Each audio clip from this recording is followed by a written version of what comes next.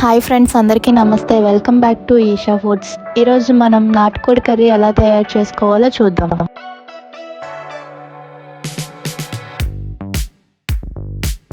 నేను తీసుకున్న chicken KG వరకు ఉంటుంది. దాన్ని శుభ్రంగా కడిగి పక్కన పెట్టుకోవాలి.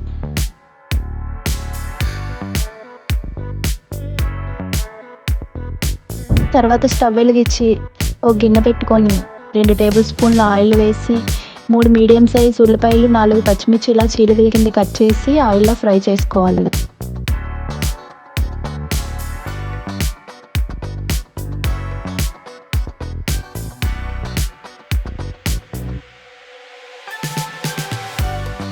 ఇలా ఉల్లిపాయలు గోల్డెన్ షేడ్లోకి వేగాక 1 టేబుల్ స్పూన్ అల్లం తీసుకొని పచ్చివాసన పోయేదాకా వేయించుకోవాలి.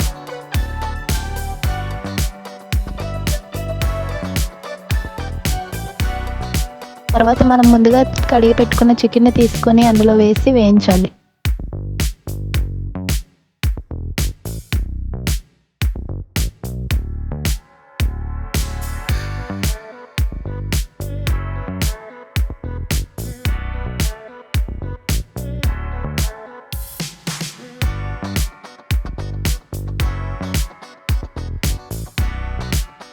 ఇలా వీడియోలో చూపిస్తున్న విధంగా మధ్య మధ్యలో కలుపుతూ వేయించాలి. అలా కొద్దిగా వేగాక టీ స్పూన్ పసుపు, కొంచెం ఉప్పు వేసి బాగా కలుపుకోవాలి. చికెన్ నుంచి వాటర్ పూర్తిగా వచ్చే వరకు మనం వేపుతూ ఉండాలి.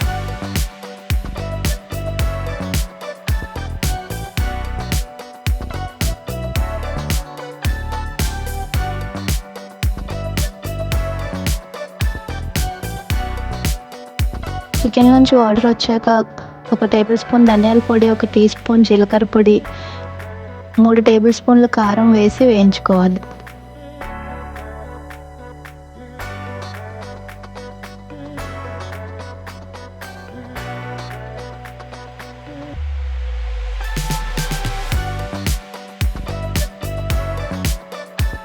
ఇలా చికెన్లో వాటర్ అంతా ఎగిరిపోయాక 1 గ్లాస్ వాటర్ పోసుకొని కుక్కర్ మూత పెట్టుకొని విజిల్ పెట్టుకొని 8 to 9 విజిల్ వచ్చే వరకు ఉడికించుకోవాలి.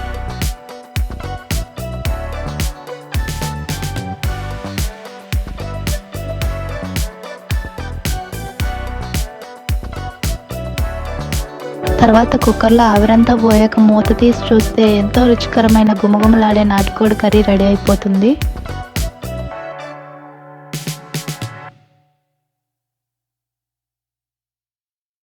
తర్వాత కొంచెం కరివేపాకు, కొద్దిగా గరం మసాలా వేసి కలిపి ఒక 2-3 మినిట్స్ ఉడికించుకోవాలి.